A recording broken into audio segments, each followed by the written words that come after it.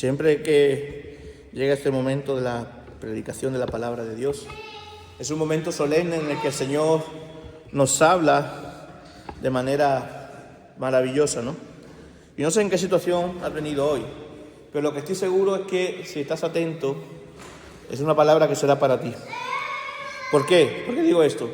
Los planes de Dios, mis planes no era este. Yo tenía que estar ahora en Granada y iba a predicar en una iglesia allá, otro tema que había preparado esta semana, otra predicación, otro texto que había meditado esta semana. Cuando durante estos días, martes, miércoles, mi corazón estaba, no sé por qué, pensando en esta palabra que voy a predicar aquí. Mi corazón estaba acordándose de Elías, de sus momentos difíciles, de la cueva de Oreb, del monte Oreb, de la brisa suave, de la depresión de Elías. Y no era porque yo estuviera, he tenido momentos peores. O sea, no era que yo estuviera depresivo en este momento ni nada. He vivido momentos en que a lo mejor sí, pero esta vez no. Pero Dios me estaba inquietando con esta palabra. Y llega el jueves por la tarde-noche, y el jueves por la tarde-noche es cuando se decide finalmente no viajar. Ahora, me presento con una situación. En 2 días, porque la predicación que iba a predicar en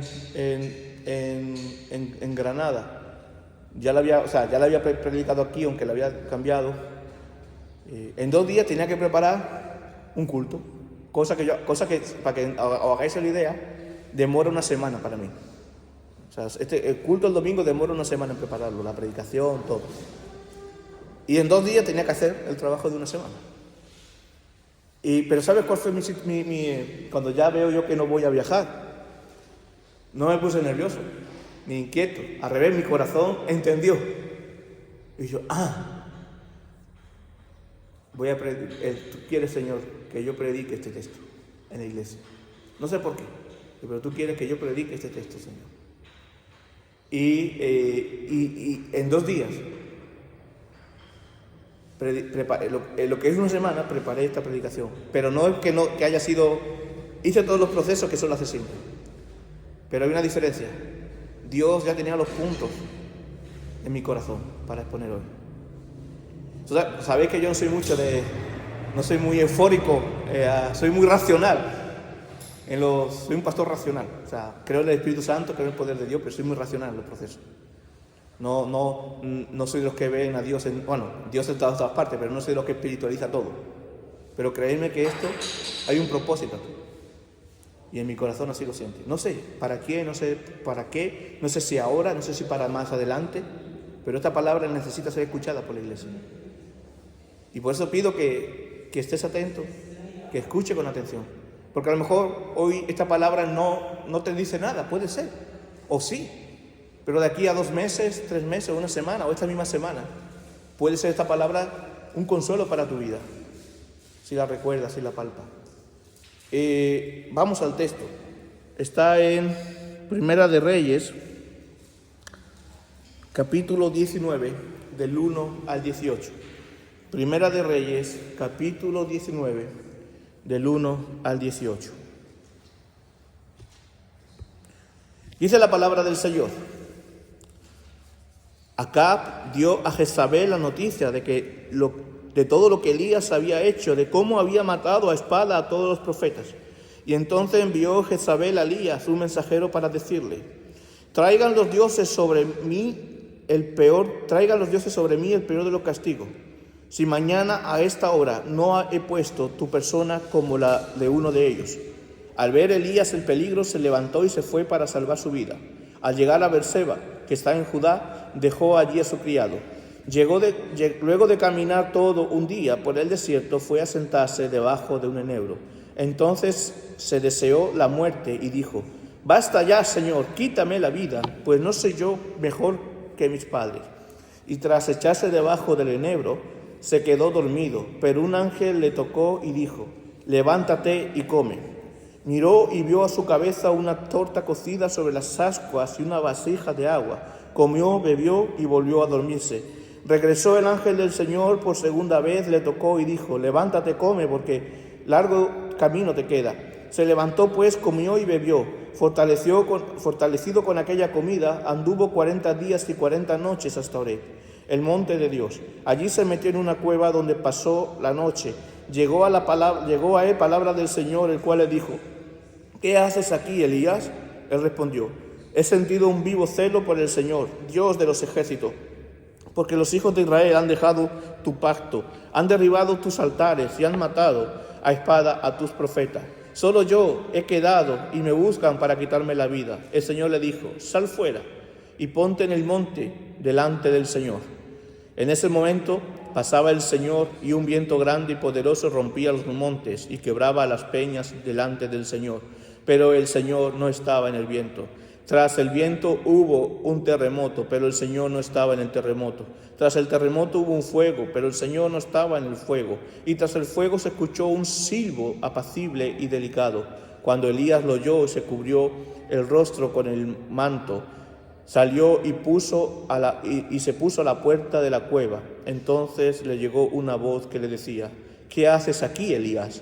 Él respondió: he sentido un vivo celo por el Señor, Dios de los ejércitos, porque los hijos de Israel han dejado tu pacto, han derribado tus altares y han matado a espadas a tus profetas.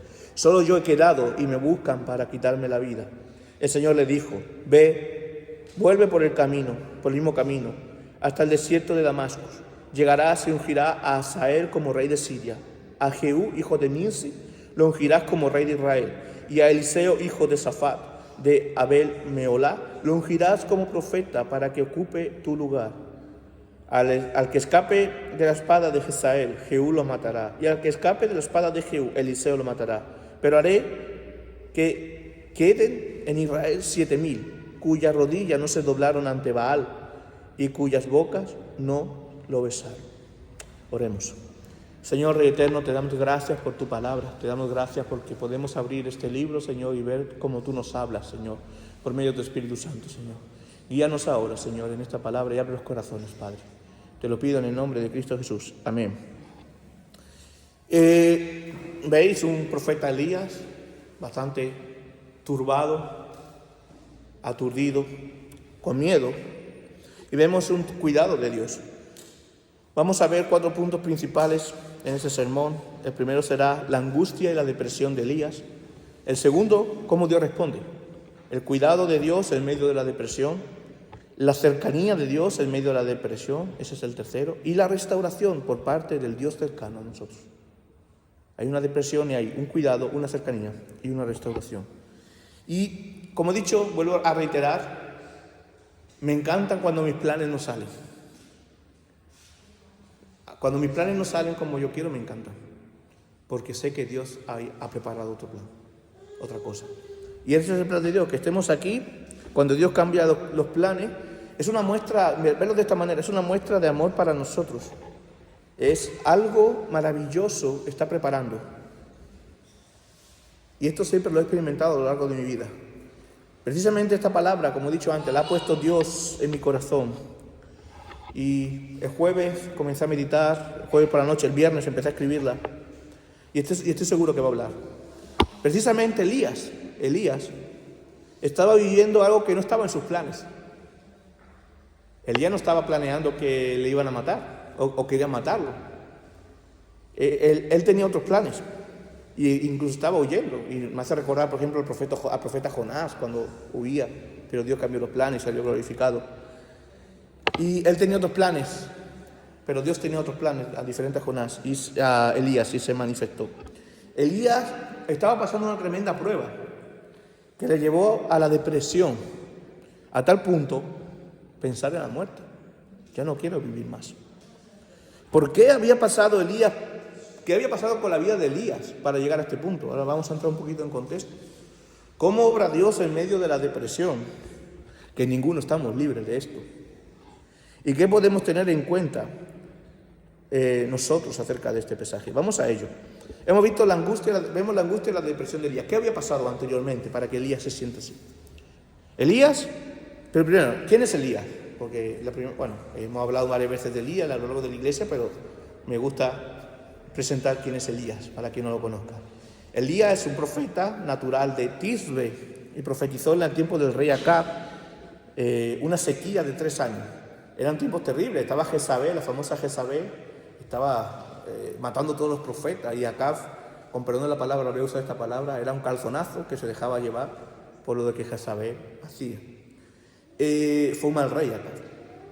Entonces, Elías, por el pecado, por la desviación de los reyes, él profetiza 3 años de sequía. Después, Elías fue al torrente de Kerit, donde fue alimentado, aunque había sequía, fue asistido y alimentado por cuervos. Era tremendamente bendecido. Dios usó los cuervos y fue bendecido. Y cuando el Kerit se secó, fue a Serepta, donde se quedó en la casa de una viuda. Y la poca cantidad de harina y aceite de la viuda se multiplicó milagrosamente durante el periodo que duró la sequía. Y el hijo de ella enfermó y murió, y Dios usó a Elías para resucitarlo. O sea, no era una persona que no conocía a Dios, era una persona que estaba cercana a Dios, que estaba siendo tremendamente usada por Dios.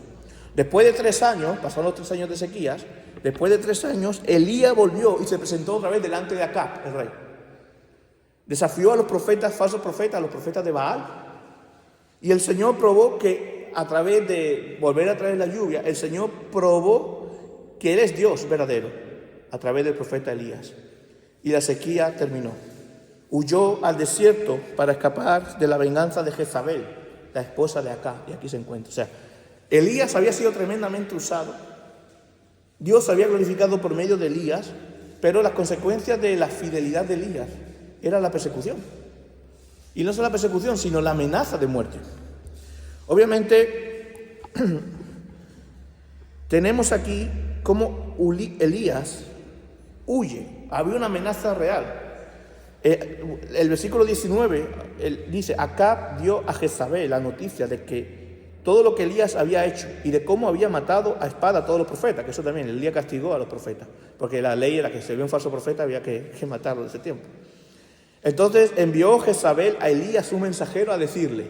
Jezabel le dijo a Elías por medio de un mensajero: traigan los dioses sobre mí el peor de los castigos, a sus falsos dioses, el peor de los castigos, si en 24 horas, o sea, si mañana a estas horas, no he puesto a Elías, a tu persona, como las de uno de ellos. O sea, Jezabel ha dicho que me pase lo peor si en 24 horas no mato a Elías. Y se lo dijo a Elías. Imagínate que alguien te llega con eso. Es turbador. Estos son unos nubarrones bastante oscuros, ¿no? Y entonces, había una amenaza real. Elías se pensaba que solo... Y también otra cosa. Elías se pensaba que solamente quedaba él como profeta de Dios. Que no había ningún fiel en la tierra de Israel. Se veía solo, amenazado y solo. El sentimiento de soledad hace también que crezca la depresión. Y tenía que huir. El versículo, vemos al ver Elías en el peligro, se levantó y se fue para salvar su vida. Al llegar a Berseba, que está en Judá, dejó a su criado. Lo dejó por protección, porque si me pillan a mí, por lo menos que no lo pillen a él. Mostró amor también por un lado. Luego de caminar todo un día por el desierto, fue a sentarse debajo de un enebro. Primero tengo que decir algo. Hay algunos predicadores, o a veces que dicen que la depresión es consecuencia de que no tienes fe, o que la depresión no tiene que alcanzar a los cristianos. Esto es un error. No, la depresión puede alcanzar a todos nosotros, al pastor, a todos.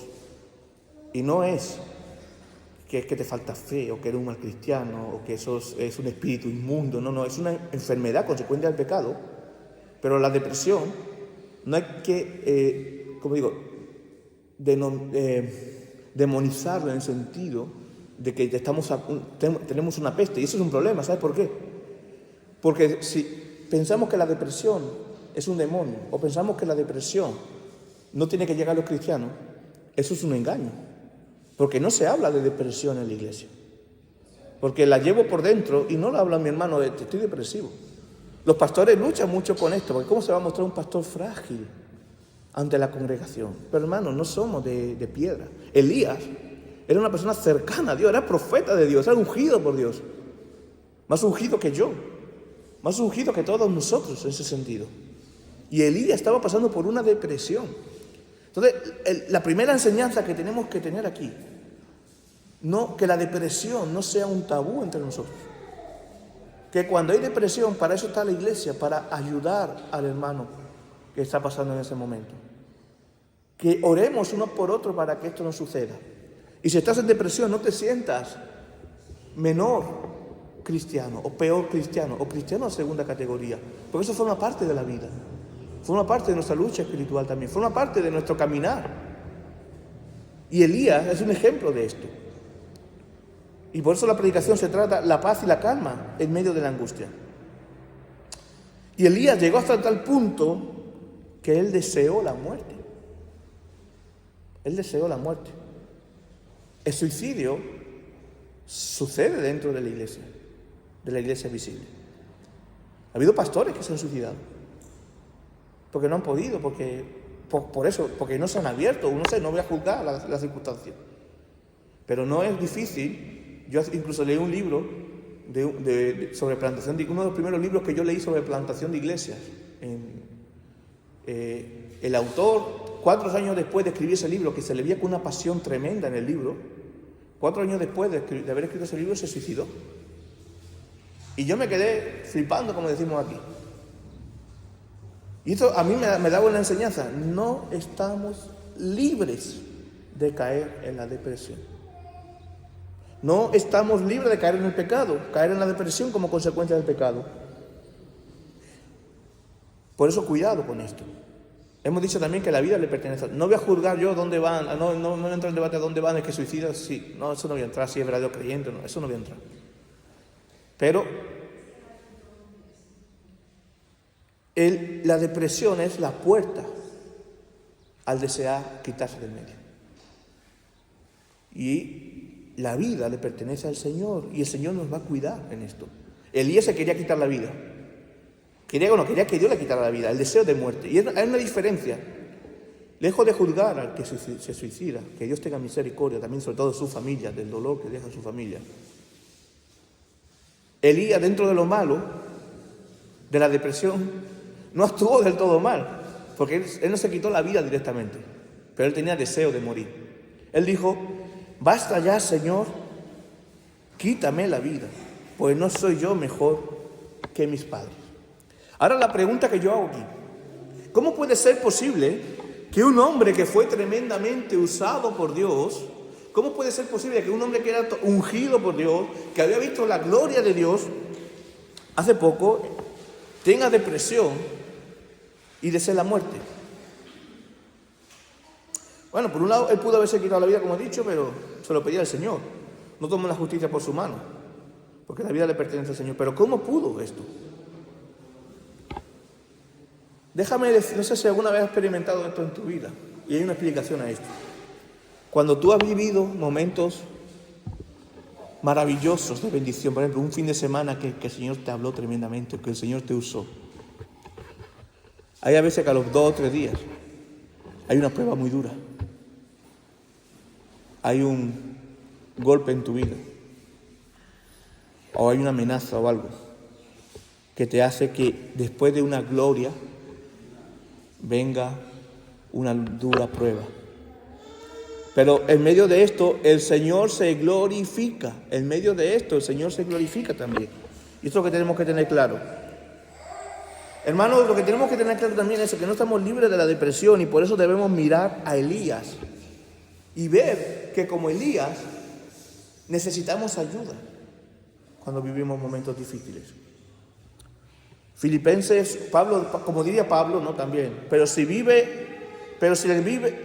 él vivir en este cuerpo resulta para mí beneficio de la obra, no sé entonces qué escoger. Entre las dos posibilidades estoy en un dilema. Por un lado tengo deseo de partir y estar con Cristo, lo cual es muchísimo mejor, pero por otro lado, para el bien de vosotros, es más necesario que yo siga con vida. Si vivimos, vivamos para Cristo. Si morimos para Cristo. Porque, como diría Pablo más atrás, para mí el vivir es Cristo y el morir ganancia. Elías, a pesar de su dificultad, entendía esto. Y a pesar de su depresión y miedo, se volvió al Señor en medio de la depresión. Pero Elías me gustó la oración que hace. Dice: Señor, quítame la vida, pues no soy mejor que mis padres. ¿Qué hace Elías en este aspecto en medio de la depresión? Y a veces tenemos que reconocer esto también delante de Dios, ser humildes y reconocer nuestra vulnerabilidad. Porque Elías dice: no soy mejor que mis padres. Primero puede ser porque, a pesar de haber visto la gloria de Dios, no ha visto una conversión en Israel.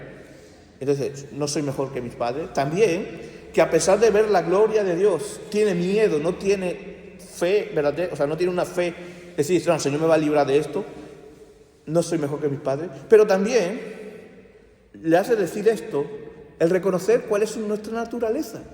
¿Cuál es su naturaleza? Y decir: Señor, si esto me va a pasar, si voy a vivir esto y es lejos de ti, mejor llévame contigo. Elías en ese momento estaba pidiendo a Dios, pero quizás no se sentía cercano a Dios. Estaba mirando mal los nubarrones, no lo sé, no estoy en la cabeza de Elías para pensarlo, pero son reflexiones que hago. Pero algo muy bueno que hizo Elías y que debemos reconocer nosotros ante el Señor es nuestra vulnerabilidad.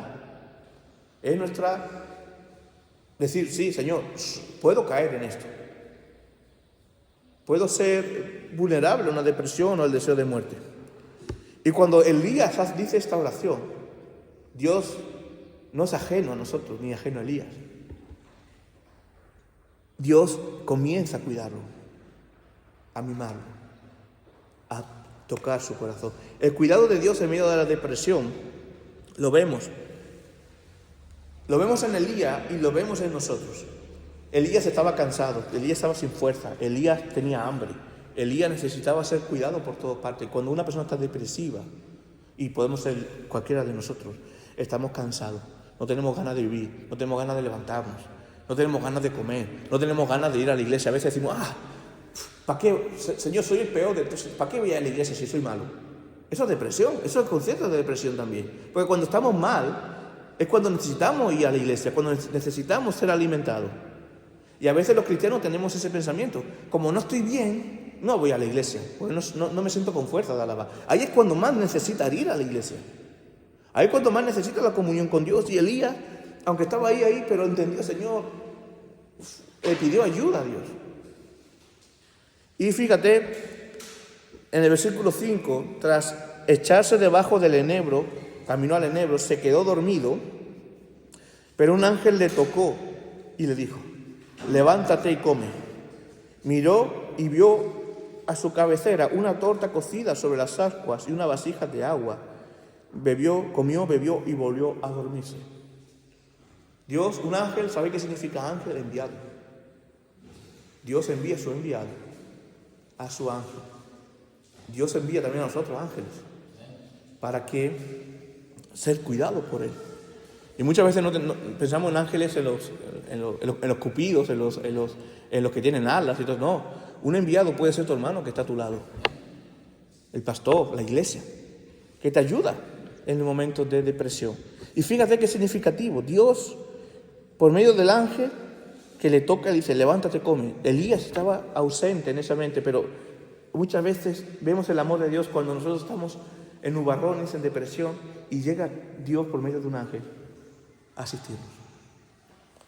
Y comió, vio a su cabecera una torta cocida sobre las ascuas y una vasija de agua. Comió, bebió y volvió a dormirse. Jesús está presente aquí. Lo vamos a ver después también más claro, pero Jesús está presente aquí. Porque ¿qué le da de comer el ángel? Una torta, un pan.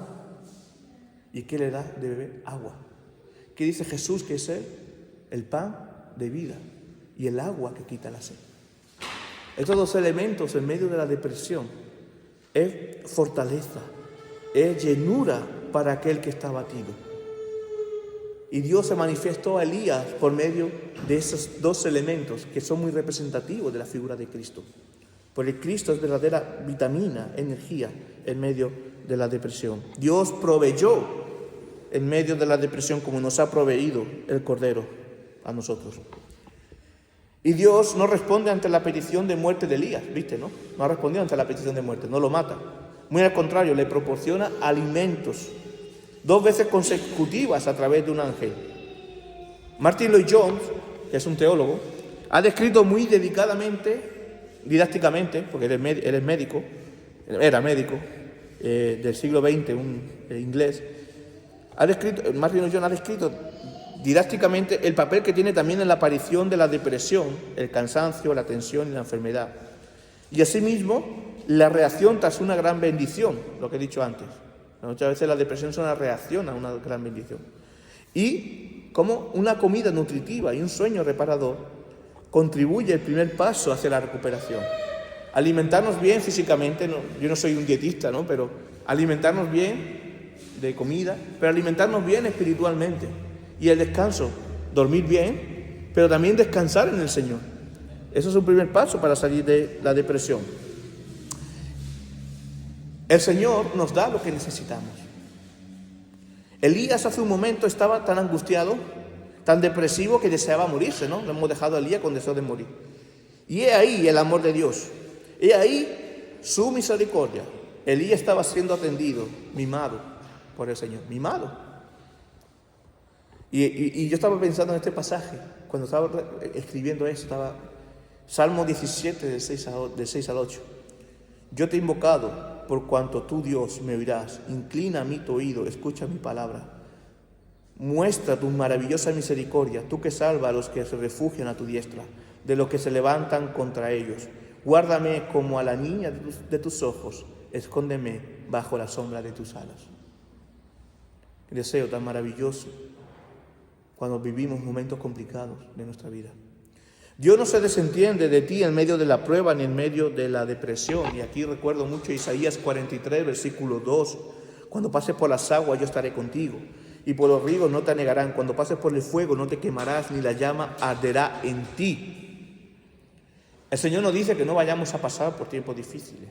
El Señor nos dice que no vayamos a pasar por fuego, por agua. Dice que vamos a pasar, pero no nos lastimará, porque el Señor está con nosotros. El Señor comienza a nosotros la buena obra, la perfecciona. Aunque parezca que el Señor está en silencio, en medio de la depresión, en medio de la tribulación, Él está sentado a tu lado.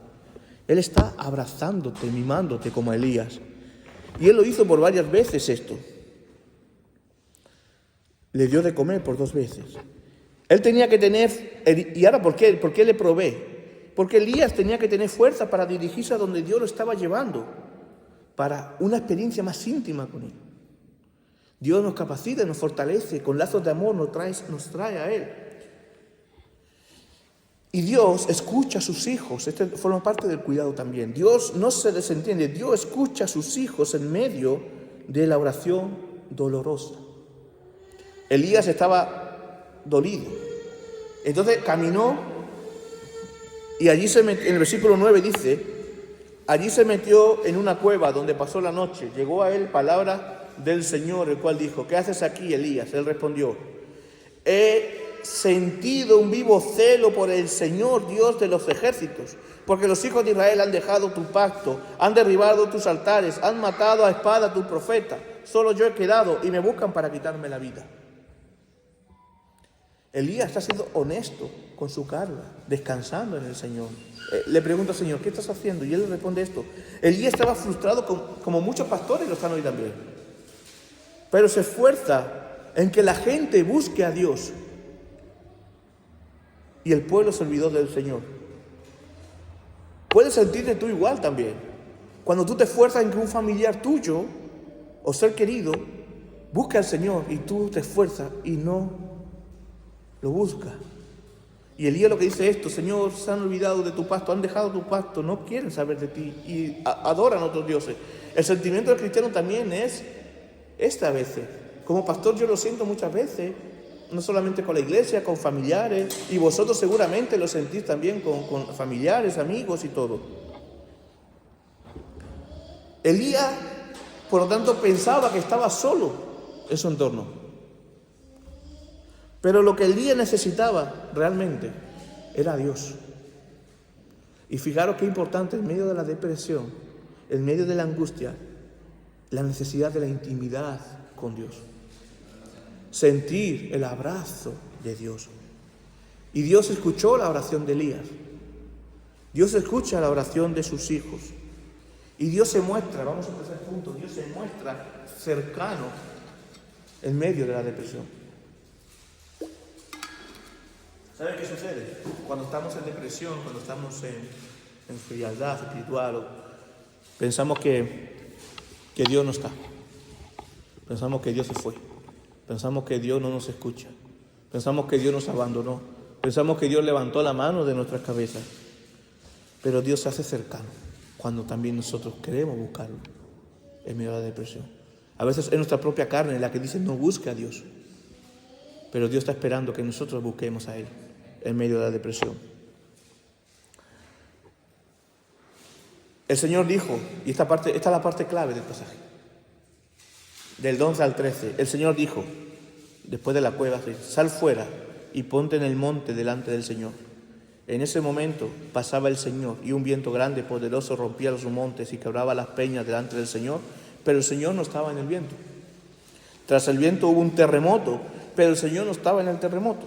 Tras el terremoto hubo un fuego, pero el Señor no estaba en el fuego. Y tras el fuego escuchó un silbido apacible, una brisa apacible y delicada.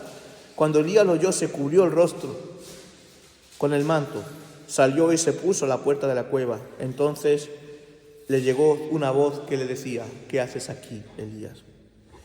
Viene la parte más consuelo, la cercanía de Dios en medio de la depresión de Elías y en medio de nuestra depresión. La manifestación que llevaron a una presencia visible, porque, cuidado, Elías había escuchado la voz del Señor, la voz del ángel y la voz del Señor, pero en este momento Dios se hace visible a Elías. ¿Por qué Elías se tapa el rostro? Porque ningún rostro, ningún ser humano puede ver en este lado de la eternidad, en esta vida, con este cuerpo, ningún ser humano puede ver cara a cara a Dios. Moisés le vio de espalda y casi que le destroza la gloria de Dios. Elías no podía mirar a los ojos, con sus ojos, la imagen de Dios. Y se tapó. Porque la gloria es tan tremenda, tan fuerte, que nos destruiría. Y Elías ve, y aquí vemos una manifestación tremenda de lo que es el Dios Trino. Por un lado vemos la voz del Señor, del Padre que le ha guiado. Por otro lado vemos una teofanía. Teofanía es una manifestación visible que Dios hace a los hombres. Y en el Antiguo Testamento, cada vez que pasaba esto, era la segunda persona de la Trinidad, la figura de Cristo, como antetipo, como tipo de lo que haría con la encarnación. Entonces se presenta a Cristo. Y vemos una brisa suave que le abraza, que la siente en medio de la manifestación. Es la tercera persona, la presencia del Espíritu Santo. Y vemos cómo Dios es abrazado por el Dios, como Elías es abrazado por el Dios Trino. ¿Y qué sucederá ahora en el monte Horeb? Y es tan solo en Horeb, tras un viaje de casi 6 semanas andando, donde el Señor vuelve a hablarle directamente. He aquí pasaba el Señor, dice. Dios llamó a Elías a disponerse en una revelación divina de una manera muy similar a como hizo con Moisés en el monte Sinaí, antes de manifestarse a él. En cuanto el encuentro con Dios requería una quietud, una atención y un corazón dispuesto a escuchar. Por eso Dios llama a Elías. El Señor primero se manifiesta en el viento, no estaba en el viento. Después de un terremoto, no estaba en el terremoto ni en el fuego. Aunque estos fenómenos habían sido señales poderosas de la presencia de Dios en el Sinaí. Y esto es algo maravilloso. Dios empieza a ver estos movimientos que nos hablan de la ley de Dios. Cuando Dios llama a Moisés en el Sinaí y le entrega las tablas de la ley, se representa como viento, terremoto, fuego. Y es una imagen del Dios, de Dios en la ley, cuando nos da la ley, su pacto. Pero hay una cosa distinta que sucede. Dios ha elegido presentarse en un silbido apacible y delicado.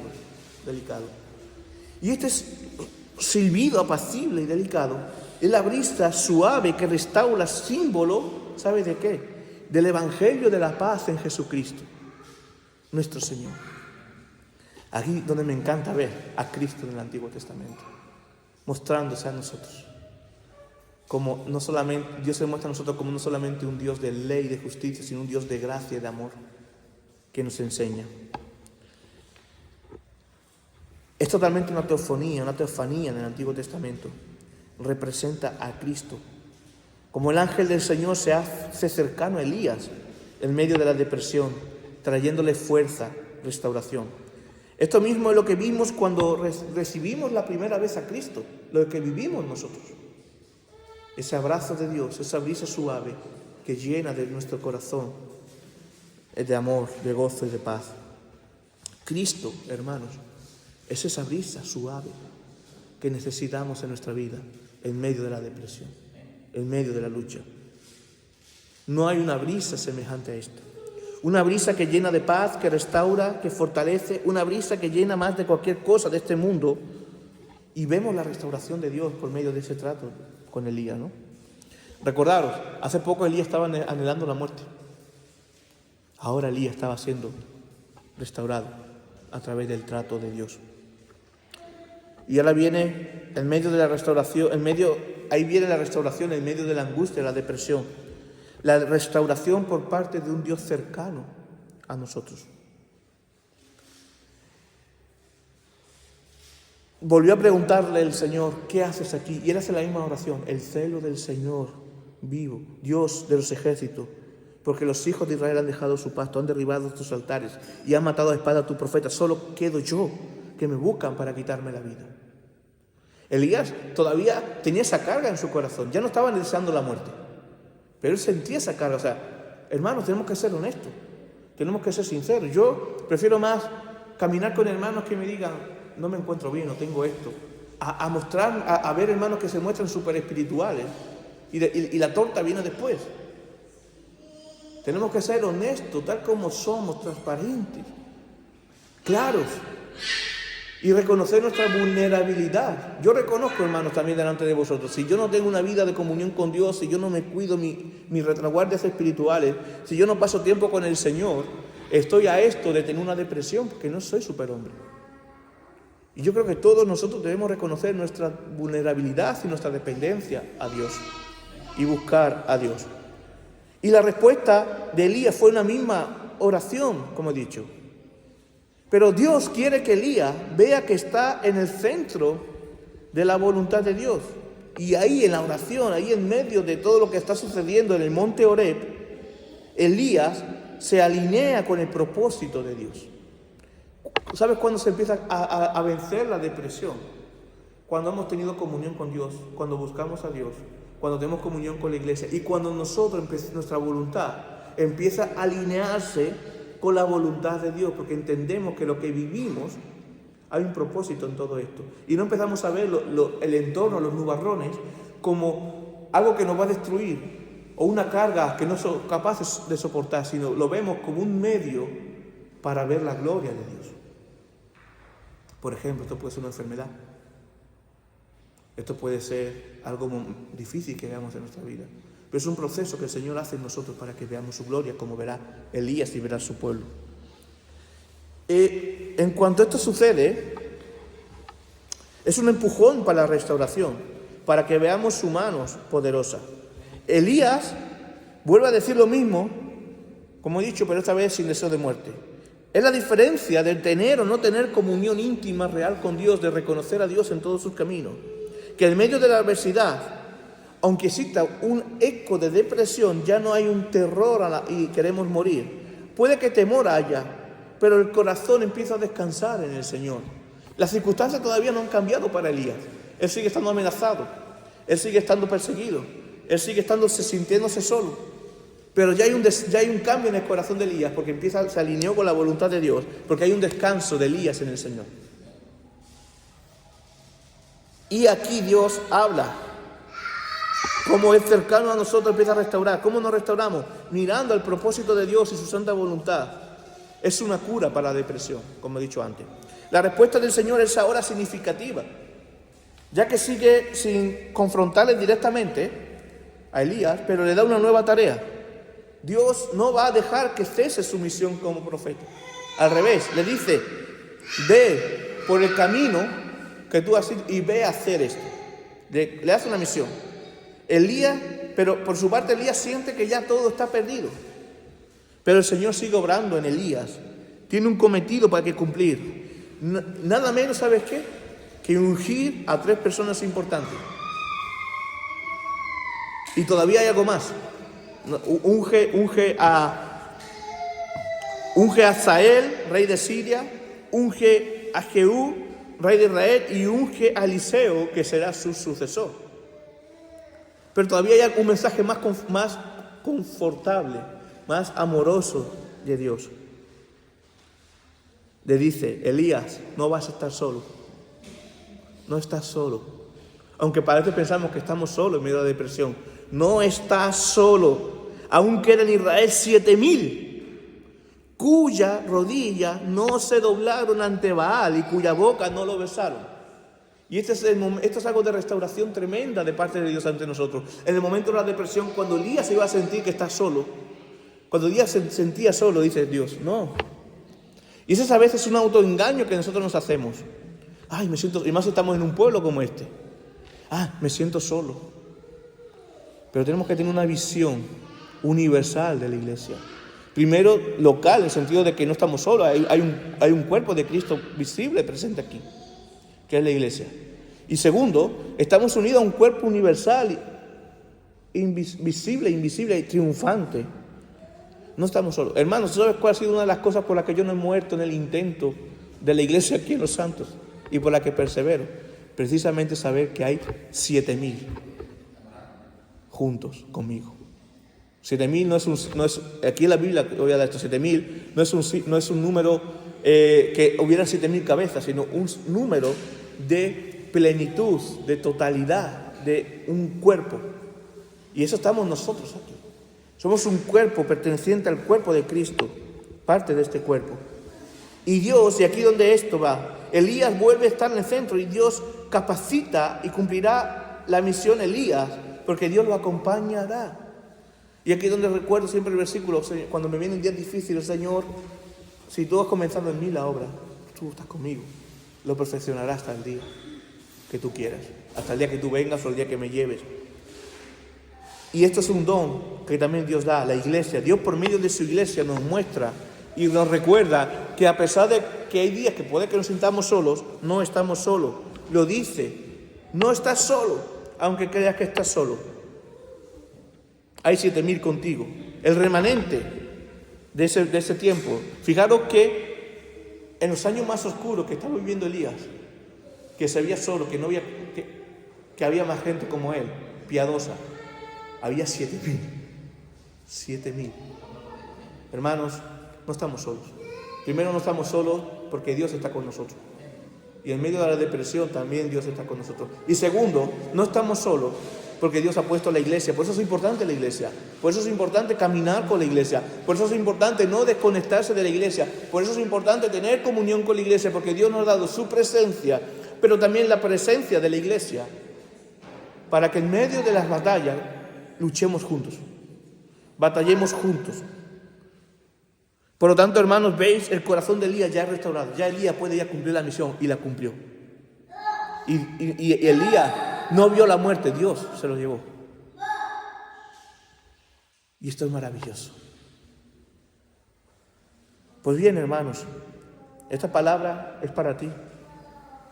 Pero como Elías, para que como Elías mires al Señor, busques intimidad con Él, que puedas sentir ese silbo suave, esa brisa suave, que tienes esa brisa suave que es Cristo, que puedas abrazar a Cristo y sentir al Señor cercano. En este pasaje hemos visto el poder de la autoridad de Cristo. Sí, de Cristo. De su gracia y amor por medio de esa brisa y restauración de Elías y por medio de los alimentos como Dios le restaura. Y de su juicio contra aquellos rebeldes usando la espada de Hazael, de Jehú y Eliseo. Por eso, a pesar de todo, hermanos, Dios ha salvado a su pueblo de la iniquidad, a un gran pueblo, y lo ha hecho ser nuestros hermanos. caminando juntos. Elías aprendió también una cosa importante y que quiero que aprendamos para luchar contra la depresión. Hermanos, la fe es nuestra salvación de fe. La fe se habla de una... A veces los evangélicos cometemos un error, que enfatizamos mucho la fe personal. Que la fe es personal, sí, está claro, la fe, la salvación es personal por medio de la fe que Dios da. Pero la fe se vive en comunidad. La fe se vive en comunidad. No puede ser una persona de fe y está, como dicen en Brasil, desingrechado, o sea, sin iglesia. La fe se vive dentro del cuerpo de Cristo. Porque si no es como alguien que dice que está casado con su esposa o su esposo y no convivió ni un día con él. La fe en el Señor se vive en medio de la comunidad. Y esto nos ayuda a cuidarnos unos a otros y poder luchar juntos las batallas de cada uno. Que juntos podamos vencer el desánimo, la depresión. Cristo y la iglesia es una comunión aliada para cada uno de nosotros. Y esta es la paz, hermanos. Cristo es la paz en medio de la angustia, en medio de la depresión. Cuando vivas nubarrones oscuros, cuando vivas tiempos difíciles, piensa en algo. Dios está contigo. Dios está presente y ha puesto a tu alrededor, a 7,000 para que caminen contigo. No estás solo. Cristo te ama. Búscalo y hallarás la bendición.